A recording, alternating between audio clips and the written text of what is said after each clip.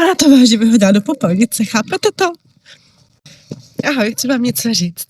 Něco, co se mi stalo a ještě teď na tím krotím hlavu. Vydávím takový hezký vánoční ozdobičky a včera jsme vyrazili po vesnici se synem, rozdávali jsme jen tak jako pro radost. A fakt to bylo nádherný, pár lidí se usmálo, poděkovali, bylo to moc milý a takový fakt jako řivý, jako příjemný. A pak jsme měli poslední ozdobičku a malý chtěl jí pověsit na tenhle věneček. Já jsem říkala, že úplně nevím, jestli je to dobrý nápad, ale byli jsme skoro doma. A on byl tak nadšený, tak říkám, jo, tak dobře, tak to tady necháme, třeba jí to udělá radost. Nechali jsme to tam anonymně.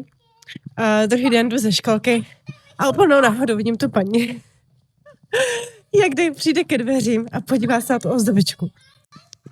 Sundají a rovnou ji hodí do popelnice.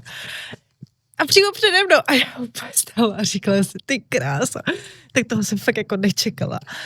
Nebyla jsem jako naštvaná, ale úplně mě to jako zaskočilo, jo.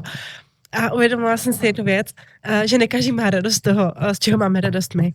Někdo to bere jako zásah do prostoru, někdo nemá rád ozdoby, někdo prostě jen nechce nic navíc. A je to jeho právo. My jsme udělali radost a to je to, co si z toho beru. Tohle byla jen jedna reakce a není to o nás. Je to spíš o té paní. A mě teď zajímá, jak byste reagovali vy. Byli byste vděční za takovouhle maličkost? A nebo by vás spíš zaskočilo, kdyby někdo od mě pověsil něco na váš věnec nebo vrátka? Tak mi to napište do komentu, já jsem zvědavá. Ahoj.